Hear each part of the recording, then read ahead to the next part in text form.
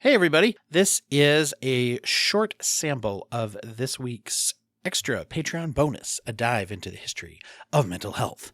This is just something about the Multi-Axil diagnosis, which was a tool that was implemented for a time in psychotherapy. In fact, if you're old like me, you might have used it as a therapist. If you're interested in listening to the weekly bonus materials, which are these little dives into mental health and cultural history, then go to patreon.com/brokenbrain or dwighthurst.com/support to sign up for our Patreon.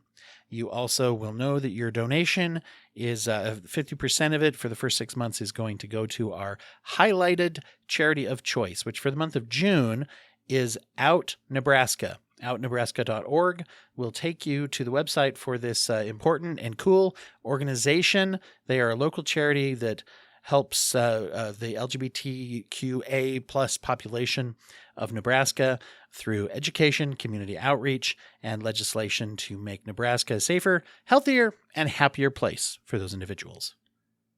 So check them out. Check out local queer-friendly and supportive advocates in your community as well. Give directly to them at their website, outnebraska.org, and or join the Patreon and know that that you will get the bonus materials and part of your donation will go there as well on a monthly basis. The Broken Brain. Welcome, everyone, to Thursday's This Story. And this week, the story is the history of multi-axil diagnoses. I was recording with someone the other day, and I used the phrase axis 2 to refer to issues of personality disordered kind of symptoms. And it made me realize how old I am and how long I've been in this field. We don't use multi-axil diagnostic terms anymore nowadays, and we used to.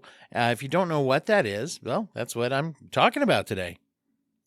It used to be that when you wrote up a clinical diagnosis of someone, you would have 5 axes that you would always include at the end. It was essentially what was the diagnostic information. You know, axis 1 through V. They were Roman numerals.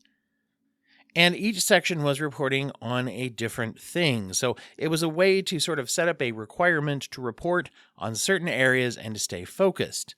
Now, this eventually changed.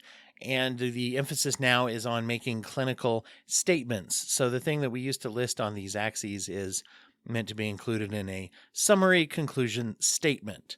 Interestingly enough, it essentially dropped the axes and beefed up the need to be more specific in your conclusion statement and include diagnoses. The use of multi-axil diagnoses as an inclusion in clinical writing and clinical reporting, from what I can tell, it seems to date back to the 1970s, but it was officially included in the Diagnostic and Statistical Manual in version 3 in 1980. So the DSM-3 in 1980 had this included.